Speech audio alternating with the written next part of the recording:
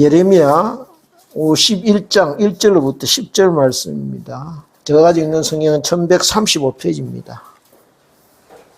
제가 가지고 있는 성경은 1135페이지입니다. 예레미야 51장 1절로부터 10절까지입니다.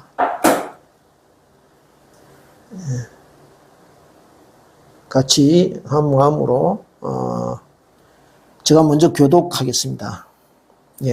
여호와께서 이와 같이 말씀하시되 보라 내가 멸망시키는 자의 심령을 부추겨 바벨론을 치고 또 나를 대적하는 자 중에 있는 자를 치되 내가 타고기를 바벨론에 보내어 기술하여 그의 땅을 비게 하리니 지난해 날에 그를 에워싸고 치리라. 칼을 당기는 자를 향하며 갑옷을 입고 일어선 자를 향하여 쏘는 자는 그의 칼을 당길 것이라. 그의 장정들을 불쌍히 여기지 말며 그의 군대를 전멸시켜라. 우리가 갈대아 사람의 땅에서 죽임을 당하여 엎드러질 것이요 간통상을 당한 자가 거리에 있으리라. 이스라엘과 유다가 이스라엘의 거룩하신 이를 거역함으로 죄가가 땅에 가득하나 그의 하나님 만군의 여호와에게 버림받은 호라비는 아니니라. 바벨론 가운데서 도망하여 나와서 각기 생명을 구원하고 그의 죄악으로 말미암아 끊어짐을 보지 말지어다. 이는 여호와의 보복의 때니 그에게 보복하시리라. 바벨론은 여호와의 손에 잡혀있는 온 세계가 취하게 하는 금잔이라. 문민족이 그 포도주를 마심으로 미쳤도다. 바벨론이 갑자기 넘어져 파멸되니 이로 말미암아 몰라. 그 상처를 위하여 유약을 구하라. 꼭 나으리로다. 우리가 바벨론을 치료하려 하여도 낫지 아니한즉 버리고 각기 고향으로 돌아가자. 그 하가 하늘에 미쳤고 궁창에 달하였음이로다. 같이 읽겠습니다. 여호와께서 우리 공의를 드러내셨으니 오라 시온에서 우리 하나님 여호와의 일을 선포하자. 기도드리겠습니다. 아버지 감사합니다. 우리가 주님 흠이 없어서가 아니고 우리가 실수가 없었음도 아니고 우리가 실족하지 아니하였음도 아닙니다. 주께서 우리를 사랑하셔서 내 아들이라 내 자녀라 그렇게 주님 부르시고 우리의 상처를 싸매어 주시고 여전히 우리를 아끼시고 주님 자녀로 인정하여 주셔서 이 자리에 나와서 하나님을 예배하며 찬양케 하시니 감사합니다. 아버지 하나님, 이 시간 우리가 말씀 듣고자 합니다. 주의 말씀이 우리의 심령에 들려지게 하시고 그 말씀이 우리의 주님 선쑥과 아버지 하나님 쓴가시들을 제거하는 이 시간이 될 수 있도록 함께하여 주시옵소서. 그리하여 주님 앞에 온전한 주님의 자녀로 다시 회복되고 거듭나는 시간이 될 수 있게 하시고 주의 성령이 우리 심령을 주장하여 주시어서 주님, 우리의 주님이 새로운 생명으로 그렇게 회복되고 다시 온전히 주님 자녀로 주님 불려지는 시간 될 수 있도록 함께하여 주시옵소서. 악한 것 틈타지 못하고 주의 성령이 함께하여 주시오며 그리하여 말씀의 영광만 가득한 이 시간 될 수 있게 하여 주시옵소서. 감사드리옵고 예수님 이름으로 기도드리옵나이다. 아멘. 요 며칠 사이에 우리 방송과 신문 지상을 뜨겁게 달구고 있는 정치 뉴스가 있습니다. 모두 잘 알고 계실 것인데요. 그것이 다른 것이 아니라 건국절 논쟁입니다. 즉 1919년 그 상해 임시정부 시절을 우리 대한민국의 첫 시장으로 이렇게 잡느냐, 그렇지 않으면 1948년 8월 15일 남한만의 이래 단독 정부를 수립하고 첫 출발을 한 시기를 진정한 대한민국의 첫 시작으로 보느냐 하는 것에 대하여 역사학자들 뿐만 아니라 그 이념적 색깔이 다른 그런 정치인들까지 각자 이제 다른 입장에서 다른 주장을 내놓고 있기 때문일 것입니다. 즉 누가 대한민국을 주도했느냐, 건국을 주도했느냐 하는 것이 쟁점인 것입니다. 그러나 그 속을 가만히 들여다보면요, 이것은 전부 다 사람 중심의 어떤 논쟁입니다. 좌파냐 우파냐 그것이 문제가 아니라는 것입니다. 정말 대한민국의 시작을 누가 주도했으며 오늘의 이렇게까지 누가 지키고 돌보며 보호하고 계셨느냐는 것입니다. 일제 식민지 지배 아래 신음하던 우리 대한민국을 누가 해방시켰으며 어떻게 해방시켰으며 1965년 6.25 그 상전시에 거의 붉은 마수 아래 그렇게 삼켜질 뻔한 우리 대한민국을 누가 지켜주셨으며 그리고 잿더미가 되어버린 우리 조국 강토를 오늘날의 번영한 대한민국으로 누가 만들어 주셨느냐는 것이죠. 이 한가의 기적을 이루신 분이 누구냐 하는 것입니다. 여호와 하나님이시라는 것이죠. 여호와 하나님이 그렇게 만드셨다는 것입니다. 그런데요, 우리가 먹고 살만하고 그 다음에 좀 편해지기 시작하니까 믿는 사람이든 안 믿는 사람이든 하나님의 은혜는 어느새 쑥 들어가 버리고 모두 엉뚱한 지금 논쟁거리를 가지고 다투고 있는 것입니다.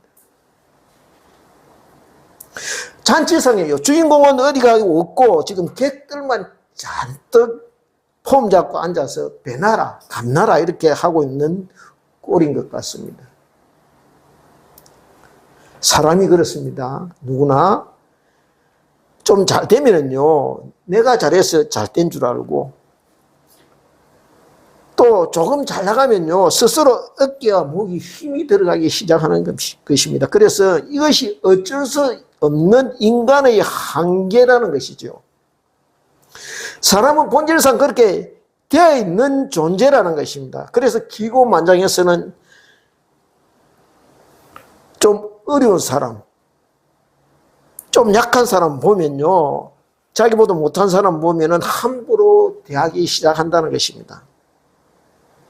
오늘 우리가 교독한 본문에 등장하는 바벨론이 그랬습니다. 하나님은 사람이나 나라나요, 이런 꼴불견들을 그냥 두고 보시지 못하는 것입니다. 그래서 이사야 40장부터 12절, 이사야 40장 여기 있습니다. 40장 12절에서 17절을 보면은 이렇게 말씀하시는 것을 볼 수 있습니다. 다 같이 한번 찾아보겠습니다. 760페이지입니다. 760페이지. 760페이지 하나님께서 과연 뭐라고 말씀하시는지 우리가 한번 찾아보겠습니다. 760페이지.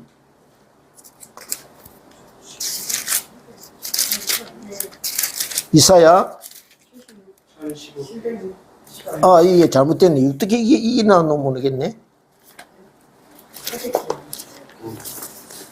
이거 적는다고 적었는데 이 엉뚱 거를 적었네요. 가만히 있어보자. 이사야 40장입니다.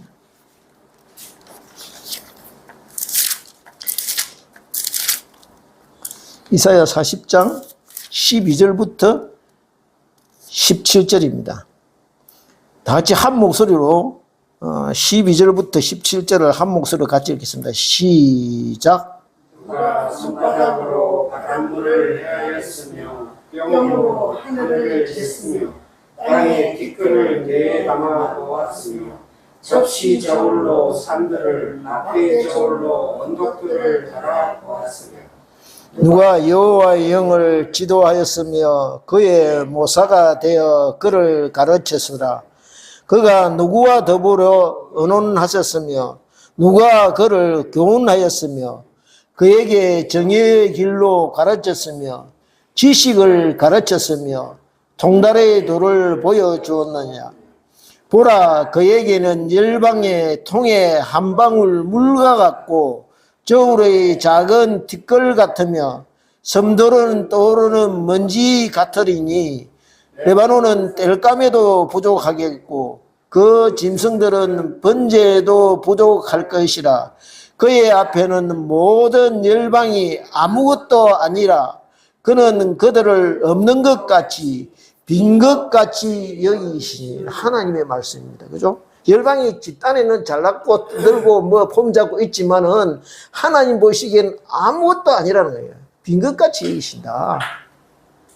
그러니까 이게 참 꿀물건이라는 것이죠. 여기 이사야 선지자는요, 열방이 하나님 앞에서는 한 통의 물, 저울의 작은 티끌같이 보잘것없는 존재라고 그렇게 말씀하고 있습니다. 그러니 착각하지 말라는 것입니다. 힘자랑하거나 아나무인처럼 경거망동하지 말라는 것이지요. 잘되면 잘될수록, 나라가 번영하면은 번영하고 강성해질수록 근신하라는 것입니다. 그러면 다 같이 오늘 본문 1절 말씀 본문으로 돌아와서 예레미야 51장 1절 말씀을 같이 합독하겠습니다. 시작. 여호와께서 이와 같이 말씀하시되 보라, 내가 멸망시키는 자의 심령을 붙였고요, 바벨론을 치고 또 나를 대적한 중에 있는 자를 치되, 여기에 멸망시키는 자라고 되어 있습니다. 그죠? 누구를 가리키는 것이, 우리가 알고 있듯이 바사의 고레스 왕을 가리키는 것입니다. 그리고 나를 대적하는 자 중에라고 되어 있는데, 뒤에 놓는, 앞에 놓는 이게 뭡니까? 바벨론을 이게 같이 가리키고 있는 것입니다. 그러니까 바사 왕 고레스를 시켜서 어떻게 해요? 바벨론을 지금 치겠다, 아주 제거해버리겠다, 이렇게 말씀하고 계시는 것입니다. 우리가 앞에서 이사야 40장의 말씀을 이렇게 묵상했지만은, 인간 역사를 보면요, 이 지구상에 영원한 강성대국은 한 군데도 없는 것입니다. 그저 초저녁 하늘에 이렇게 잠깐 반짝했다가 사라지는 별처럼 그때 한때 반짝했다가 사라져버린다는 것입니다. 여기에 성경 예레미야에 나오는 이 6세기, 바벨론은 6세기경, BC 6세기경에는 초강대국이었습니다. 근동의 절대적 강자였습니다. 감히 맞설 상대가 없을 정도였습니다. 그만큼 막강한 군사력을 가지고 있었고, 또 찬란한 번영을 누렸던 그런 나라입니다. 그런데 그 막강한 제국을 지금 하나님께서 어떻게 하겠다고요? 손보시겠다고 그렇게 말씀하고 계시는 것입니다. 2절을 같이 읽겠습니다. 시작. 내가 가곡인을 바벨론에 보내어 피질하여 그의 땅을 비게 하리니 재난의 날에 그를 에워싸고 치리로다. 심판하겠다는 말씀입니다. 그의 땅을 비게 하겠다고 하십니다. 무슨 말씀이에요? 너는 이 땅의 주인처럼 지금 살고 있으나 더 이상 너는 이 땅의 주인이 아니라는 것입니다. 내가 너를 저울에 달아보니 너는 더 이상 주인의 자격에 한참 못 미친다라고 말씀하고 계시는 것이죠. 사실 이 각종 역사적인 참고 자료를 이렇게 보면요, 그 당시 바벨론 성은 이 강대한 넓은 땅에 그렇게 평양 한가운데 있는 도시인데, 한 변의 길이가, 그 성의, 바벨론 성의 한 변의 길이가 22.4km. 그러니까 우리 한국식으로 이야기하면 성 길이가 한 변이 22.4km니까 한 45리 정도 되나요? 그러니까 차를 타고 가도 한참 가겠죠. 요즘 차를 타고 가도 그만큼 그렇게 사각형의 도시입니다. 가로, 세로, 뭐, 이 넓이가 각각 22.4km, 그렇게 계획도시죠. 그만큼 그 당시에 어마어마한 그런 도시였다는 것이죠. 성전제 뜰레가 한 90km 되고, 성둘레에 문이 한 100개 정도 있었는데, 모든 문이 청동으로 되어 있는 그런 도시였다고 합니다. 생각해 보십시오. 우리 대한민국 역사의 조선시대까지 청동으로 된 문이 있었습니까?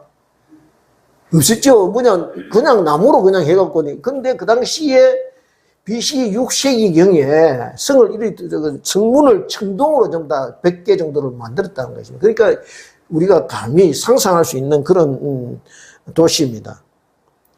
도시 내부는 그렇게 계획도시가 그렇게 아름답게 그렇게 정비되어 있었고, 물이 가득한 해자가 성주를 이렇게 돌고 있었다고 합니다.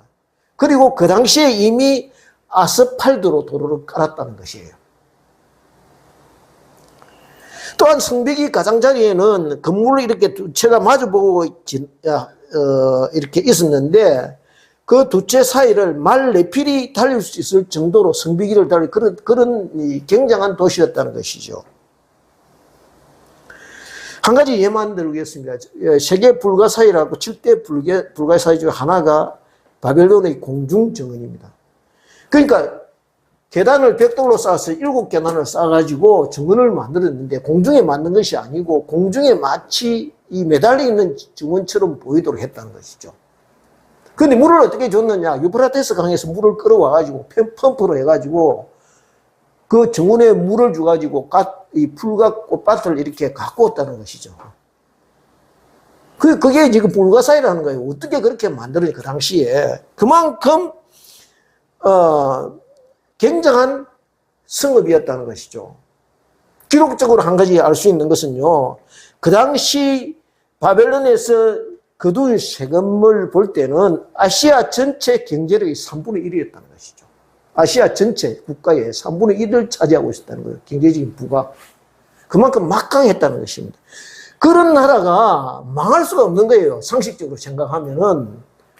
왜요? 로마도 1000년을 갔습니다. 보통 한 나라가 서면요, 적어도 200년을 갑니다. 우리 조선이 왔다 갔다 해도 600년인가 갔지 않습니까? 그죠? 한 나라가 서면은 그 정도는 갈 수 있게, 기간이 그 정도 흘러야 망하는 거예요. 망해도. 그런데 70년 만에 망했다는 건 이거는 있을 수가 없는 일이에요.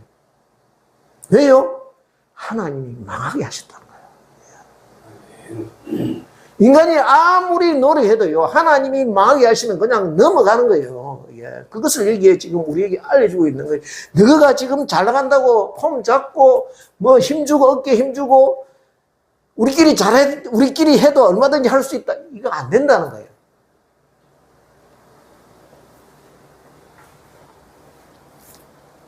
그래서 하나님께서 보실 때는요, 한 통의 물처럼 그냥 쏟아버리면 된다는 거예요. 그냥 물과 같은, 아무것도 아니라는 거예요.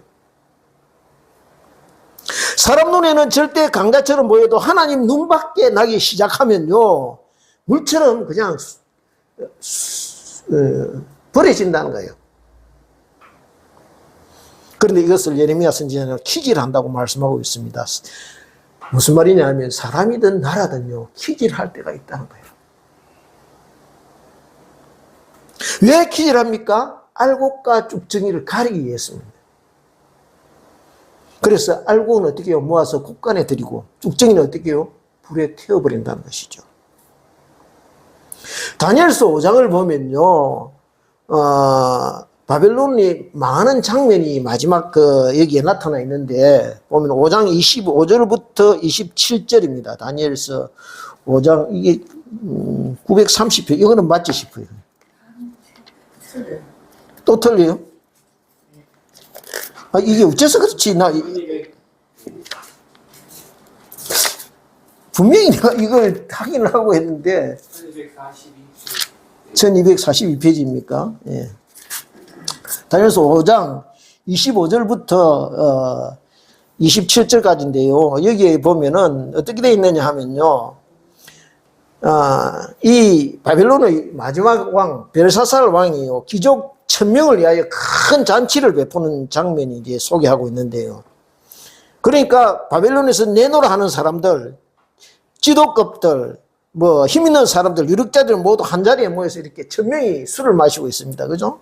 그런데 왕이 이렇게 술 마시고 기분이 좋다 보니까 옛날 붙인 느부갓네살 왕이 예루살렘에서 이제 탈취한 뺏어온 그 성전 기명들, 그릇, 잔, 이것을 이제 그들 이제 보고에, 창고에 이렇게 보관하고 있는데, 그건 꺼내오라 이렇게 시킵니다. 왜냐하면은 그 왕과 귀족 왕후들이 거기에 그 성전 그릇에 술을 부어서 마시려 했다는 것이죠. 그래서 그 잔에 술을 이제 부어서 근하게 이렇게 기분 좋게 마셨겠지요. 기분이 얼큰해지니까 그들이 어떻게 했느냐 하면 또 그 자리에서 그들이 섬기는 신, 마르둑, 그러니까 우상에게 금, 은, 쇠, 나무, 돌로 만든 우상을 이렇게 찬양하니라라고 되어 있습니다. 이게 기록에 보면. 그런데 그렇게 기분이 얼건히 좋아서 이렇게 흥이 겨워 있는 차에 보니까 갑자기 사람의 손가락 하나가 나타나서 왕궁 촛대 석회 맞은편 석회벽에 글자를 쓰기 시작하는 것입니다. 여러분 생각을 한번 해보십시오. 기분이 좋아지고 있는데 술이 얼큰하게 되어 있는데 손가락 하나가 바로 맞은편 석회벽에 나타나서 글자를 쓰기 시작하는 거죠. 그러니까 뭐 완전 이 기겁을 할 일이죠. 얼굴빛이 파랗게 왕이 질려가지고 그냥 넙득 다리가 높고 그 다음에 무릎이 그냥 서로 이게 얼마나 이게 떨렸던지 서로 부딪혔다고 그렇게 기록되어 있습니다. 술자리가 뭐 난장판이 된 것이지요. 왕이 소리를 질러서 급하게 갈대아에 술객을 부른다. 그 다음에 점쟁이를 부른다. 지혜자를 부른다. 이렇게 해서 글자를 해석시킵니다. 그런데 아무도 해석을 못해요. 그런데 마침 왕비가 궁에 들어왔다가 그것을 보고 이제 지혜와 이렇게 영이 충만한 사람 다니엘을 추천합니다. 그래서 이제 다니엘이 이 글자를 해석하는 장면이 오늘 다니엘서 5장 25절부터 28절 사이에 기록되어 있는 그 해석이 기록되어 있습니다. 같이 볼까요? 5장 25절부터 기록되어 있는데 같이 읽겠습니다. 시작. 기록된 글자는 이것이니 곧 데겔 우바르신이라. 그 글을 해석하는데 메네는 하나님이 이미 왕의 나라의 시대를 세워서 그것을 끝나게 하셨다 함이요. 데겔은 왕을 저울에 달아보니 부족함이 보였다 함이요. 베레스는 왕의 나라가 나뉘어서 메대와 바사 사람에게 준바되었다 함이니이다 하니 이렇게 되어 있습니다. 그죠? 무슨 말입니까? 내가 너에게 어떤 역할을 맡겼는데 그 역할을 네가 제대로 못하고 있다는 말입니다. 제가 이 기사를 읽으면서 어떤 생각을 하냐면 나에게 하나님이 어떤 역할을 맡겼었는데 내가 하나님의 그 기대에 맡기신 역할에 소홀하거나 엉뚱한 짓을 하면 하나님이 어떻게 하신다? 끝장나게 하신다는 거예요. 저와 여러분에게도 각자 맡기신 역할이 있다. 모든 인생에게요, 각자 맡기신 역할이 있다는 거예요. 하나님의 꿈과 뜻에 따라서 이렇게 해라 하는 뜻을 제대로 이행하지 못할 때는요, 하나님이 그냥 두시지 않고 끝장내게 하신다는 거예요. 우리가 끝장나지 않고 있는 이유는 무슨 이유겠습니까? 하나님이 기다리고 계신다는 거예요. 하나님. 그래도 하겠지. 그래도 언젠가는 하겠지 하고 기다리고 계시는 중이라는 거예요.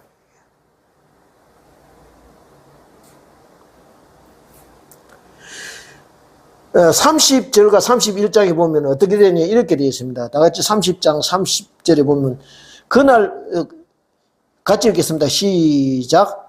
그날 밤에 갈대어 왕 벨사살이 죽임을 당하였고 메대 사람 다리오와 나라를 얻었는데 그때 다리오는 62세였더라.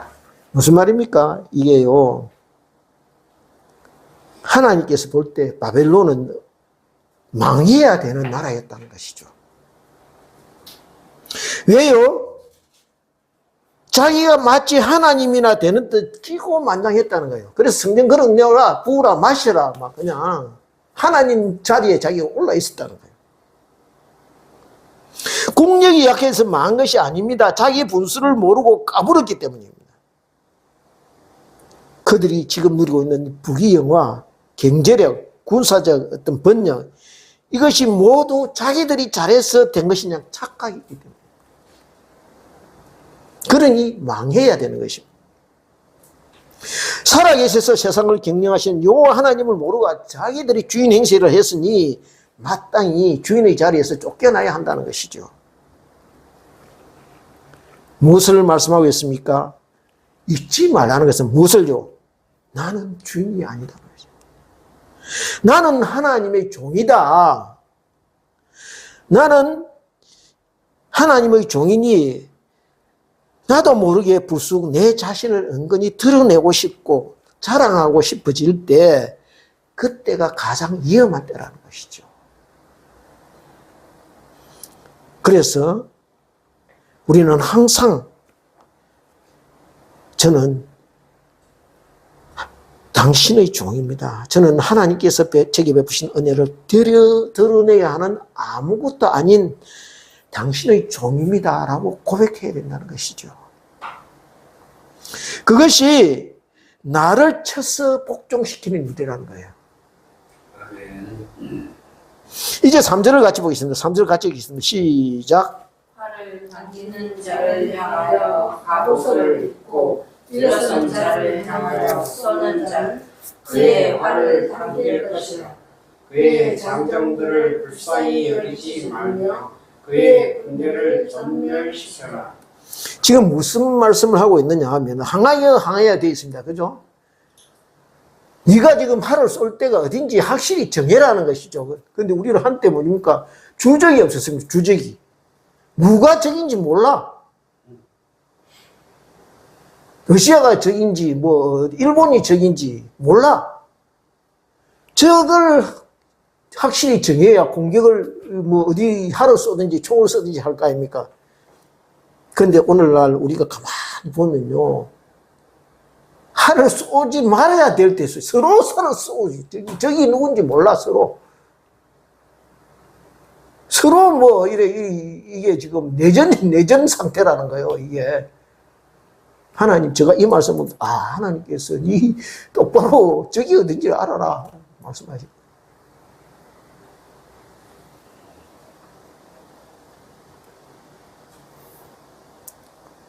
여기 보니까요. 하나님께서 그들에게 자비를 베풀 필요가 없다. 그러니까 갈대아 군사들에게 자비를 베풀 필요가 없다 말씀하시는 거예요. 왜? 저들이 예루살렘을 공략할 때 어떻게 했느냐 하면요. 무지막지하게 했습니다. 그렇죠? 사리를 밥 먹듯이 저리고 부녀자 아이들 함부로 이렇게 이게 목숨을 빼앗고 성전 기물을 강도처럼 탈취했습니다. 그래서 하나님께서 페르시아 군인들에게 그대로 갚아주어라 바사 군인들에게 말씀하고 있는 것입니다. 행한 만큼 당하는 것이면 원래요. 대로 주고 말로 받는 법입니다. 그런데 하나님의 사람은 항상 원수 갚는 것을 하나님께 맡기려 사는 거예요. 내가 하면 항상 당한 만큼 갚지 않고요. 당한 2배, 3배로 갚게 되어 있는 것입니다. 가슴에 맺힌 것, 마음에 상처 받은 것 그냥 저와 여러분 주님께 맡기기를 원합니다. 세상은요. 세상 역사는 항상 원수를 갚으라고 합니다. 그래서요. 옛날 우리가 드라마 같은 데 보면 항상 아버지가 마지막 돌아가면서 다른 건 유언으로 남기지 않고 자식에게 부탁을 어떻게 합니까? 이 원수를 갚아도 하면서 이빨을 갑니다. 그죠? 그렇게 원수 갚는데 허송세월 다 보냈습니다. 그러니까 서로가 망가지는 것이죠. 그런데요. 어쨌거나 힘이 없거나 어쨌거나 할 수 없어서 그냥 뒀더니 하나님께서 바사를 시켜서 바빌론을 아주 작살내어버려요. 하나님 보시기에는요. 내 새끼인데 내 새끼가 아무리 잘못해도 이웃집 아저씨가 함부로 대하면은 성이 나죠. 우리가 못 참는 법이죠. 네가 뭔데 내 새끼를 함부로 건드려. 이렇게 되는 것입니다. 우리가 아무리 잘못해서 벌을 받아도 하나님의 마음은 여전히 쓰리고 아프셔서 점해를 내가 맞아야 되는데 라고 생각하신다는 거예요. 자식이 잘못되면요. 부모된 사람들이 가슴이 아픕니다. 왜요? 내가 잘못해서 그런데. 이제 건너뛰어 5절 6절을 같이 보겠습니다. 5절 6절 같이 읽겠습니다. 시작. 이스라엘과 유다가 이스라엘의 거룩하신 이를 거역하므로 죄가가 땅에 가득하나 그의 하나님 만군의 여호와에게 버림받은 호라비는 아니니라. 바벨론 가운데서 도망하여 나와서 각기 생명을 구원하고 그의 죄악으로 말미암아 끊어짐을 보지 말지어다. 이는 여호와의 보복에 되니 그에게 보복하시리라. 여기에요 보면은 호라비가 나옵니다. 이 호라비가 이게 얼마나 처량하면 이 호라비는 아니니라라고 이게 이제 여기 기록하고 있는 얘기인데요. 즉 이스라엘 백성들이 지금 바벨론에 멸망당해서 왕과 귀족들 유력한 자들 모두 포로로 끌려와서 이제 다 망했다 그렇게 말할지 모르지만 그럼에도 불구하고 나 여호와가 너희들 완전히 버리지 않겠다라고 약속하시는 것이죠. 내가 너희들을 다시 회복시킬 것이다. 그럼에도 불구하고 나는 너희들을 버리지 않고 여전히 사랑하고 있다라고 말씀하고 계시는 것입니다. 그러므로 6절의 바벨론 가운데서 도망하여서 나와서 각기 생명을 구원하고 그의 제약으로 말미암아 끊어짐을 보지 말지어다라고 이렇게 말씀하고 있습니다. 바벨론이 망한다고 해서 너희들이 다치고 상하는 건 나 원치 않는다는 것이죠. 그러니 이제 곧 바벨론이 망하게 될 터인데 그때 너희들은 때를 주시하며 기다리고 있다가 그 징후가 보이거든 그곳에서 도망쳐 나와 생명을 보존하라는 것입니다. 그 이유를 7절에서 말씀하고 계신데요.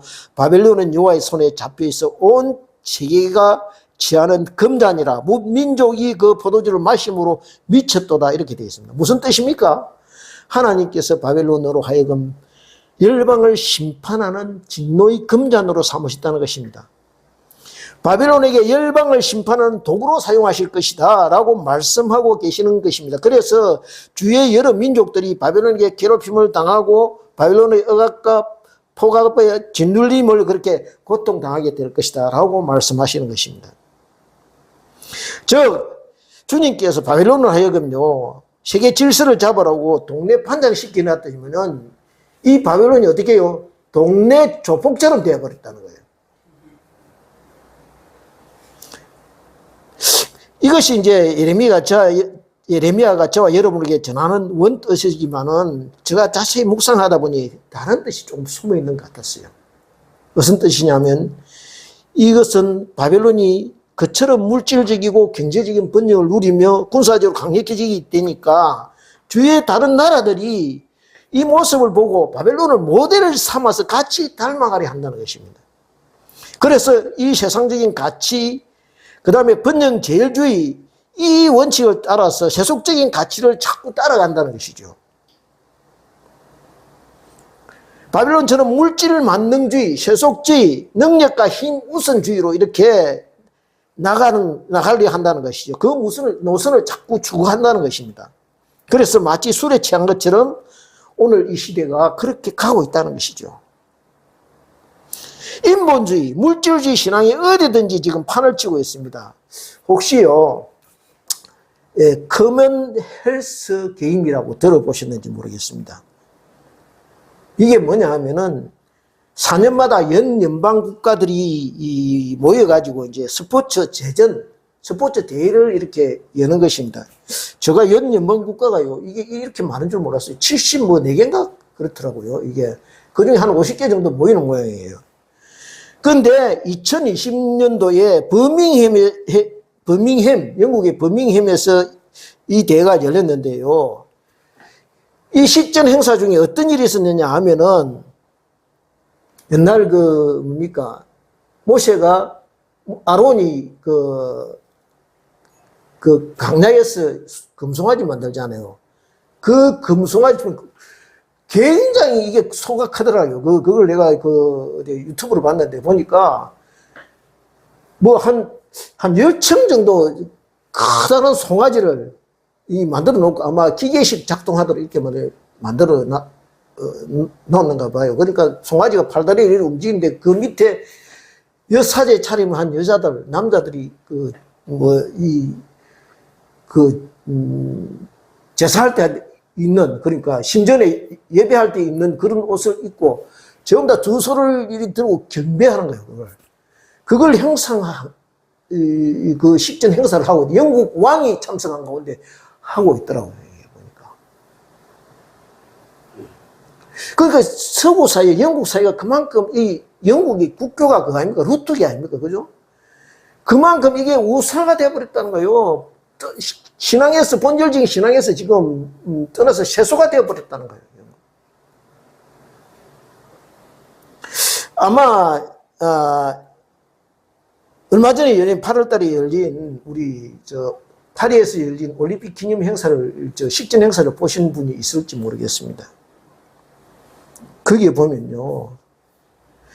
우리가 잘 아는 레오나르도 다빈치의 최후 만찬을 비틀어서 어떻게 하면 예수님의 제자를 그러니까 동성애자들, 여장 남자들, 트랜스젠더들 이런 사람들을 등장시켜 예수님의 살과 피를 기념하는 만찬식 장면을요 아주 음란하고 조롱하는 행위로 오염시켜서 기독교를 만신창이로 만들어놓고 서구 사회가 그만큼 지금 썩어 들어가고 있다는 거예요. 그래서 저거 곧 망하겠다. 하나님께서 그대로 두시겠나. 한마디로 세상 모두가 바벨론의 금잔을 마시고 지금 취해서 정신을 잃고 흐느적거리는 모습을 지금 보이고 있다는 것입니다. 무엇을 말씀하고 있습니까? 바벨론은 망한다. 그러니 그 속에 있지 말고 탈출해야 된다는 것이죠.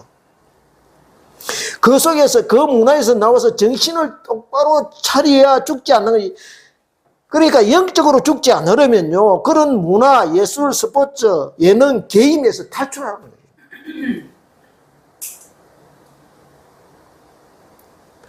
그리고 9절에 보면 이런 현상은요. 치료해도 고칠 수가 없다는 것이죠. 그러니 빨리 제자리로 돌아가라는 것입니다. 우리가 바벨론을 치료해도 낫지 아니한 적 버리고 고향으로 돌아가라는 것입니다. 쏙되고 부패하고 썩은 것, 죽어있는 것들은 빨리 포기하라는 것입니다. 미련을 갖지 말라는 것이지요. 이제 마지막 10절입니다. 같이 읽겠습니다. 시작. 여호와께서 우리 공의를 드러내셨으니 보라 시온에서 우리 하나님 여호와의 일을 선포하자. 그런데 여기 보십시오. 여호와께서 우리 공의를 드러내셨다고 합니다. 아니 이스라엘과 유다는 지금 다 강도에게 망했는데 왕과 귀족들 그리고 대제사장과 백성의 장로를 모두 잡혀가거나 죽임을 당했는데 그리고 그래서 하나님의 말씀과 은혜를 배반하고 우상 섬기고 멋대로 살다가 쫄딱 망하고 지금 뜰거지 신세가 되어버렸는데 지금 예레미야 선지자는 여호와가 우리 공의를 드러냈다고 그렇게 선포하고 있습니다. 무슨 말씀입니까? 도대체 무슨 공의를 어떻게 드러냈다는 것인가? 묻지 않을 수가 없습니다. 그런데 지금 이 말씀의 의미는요, 우리가 죄가 없다, 의인이다라는 의미가 아니고 그럼에도 불구하고 하나님께서 우리의 죄값을 다 치르게 하시고 하나님께서 우리가 징계와 채찍을 다 받게 하셔서 하나님의 새로운 자녀로 거듭나게 하셨다라고 말씀하시는 것입니다. 그래서 하나님께서 말씀하신 것은 뭐냐면 너희는 더 이상 내버려진 자녀가 아니다. 이제부터 나의 사랑을 회복한 자녀로 살게 될 것이다 라고 말씀하신다는 거예요. 누가복음 15장에 보면 우리가 탕자의 비유가 나옵니다. 어떤 사람에게 두 아들이 있는데 잘 아는 대로 둘째가 아버지 재산을 타서 먼 나라에 가서 그냥 다 날려버려요. 그런데 날려버리고 빈털터리가 됐는데 설상가상으로 흉년이 됩니다. 배가 고파서 하다가 나중에는 돼지 치는 그 막사까지 가게 됩니다. 그죠? 인생 막장까지 다 내려가게 된 것이지요. 먹을 게 없으니까 돼지 먹는 지엄 열매를 배를 채우고자 하는데 그것마저도 뜻대로 안 됩니다. 그러다가 어느 날 한계 상황에 몰리니까 깨닫게 됩니다. 이럴 게 아니라 집으로 돌아가자. 집으로 가자. 집으로 가자. 아버지에게 가서 내가 하늘과 아버지께 죄를 지었습니다 라고 한번 빌어보자. 그리고 아버지 내가 아들로 지금 뭐 이렇게 인정받지는 못하겠으니까 품꾼으로 내가 일하겠습니다 라고 이제 한번 용서를 빌어보자 하고 결단을 내립니다. 아버지가 멀리서 이렇게 아들이 오는데 목을 안고 입을 맞춥니다. 한번 생각해 보십시오. 이 아들이 지금 이때 어디 있다고 옵니까? 돼지 치다가 돼지 막사에서 그대로 지금 집으로 오는 겁니다. 그죠? 냄새가 이만저만 하겠습니까? 그죠? 돼지 치다가 지금 그 모욕했겠습니까? 그냥 그대로 이래가지고 지금 돼지 냄새에 돼지 오줌 냄새에 찌들어가지고 지금 오는데 아버지가 어떻게 해요? 달려와서 와보니까 아이고 냄새 너무 난다. 니 안 되겠다. 니 뭐 하고 와서 나중에 우리끼리 이야기하자. 이래 했겠습니까? 와서 상관없이 안고 그뿐만 아니라 어떻게 해요? 입을 맞추고 마찬가지로 이스라엘이 지금 이방 땅에 가가지고 우리가 아는 거는 다니엘, 에스겔, 학개, 스가랴 뭐 전부 다 그래도 바벨론에 끌려가서 나름대로 말씀대로 살려고 원칙 지키고 열심히 신앙적으로 신앙 절개를 지키면서 산 사람들 이야기지 나머지 대다수 백성들은 어떻게 했습니까? 그곳에 내려가서 오염되고 신앙 잃어버리고 막 살다가 온 사람들이 더 많지 않겠습니까?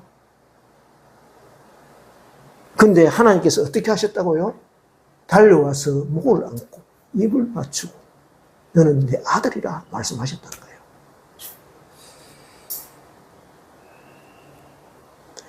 그리고 깨끗이 씻기고는요, 제일 좋은 옷 내다 입히고 가락지 끼우고 발에 신을 신깁니다. 무슨 뜻입니까? 그리고 잔치 벌립니다. 왜요? 무엇을 위해서 잔치를 벌입니까? 둘째 아들의 지위를 회복시키는 것입니다. 아무도 엉뚱소리 못하게 하는 것입니다. 이웃들과 종에게 선포하는 것입니다. 너희들 우리 아들 우습게 보지 마.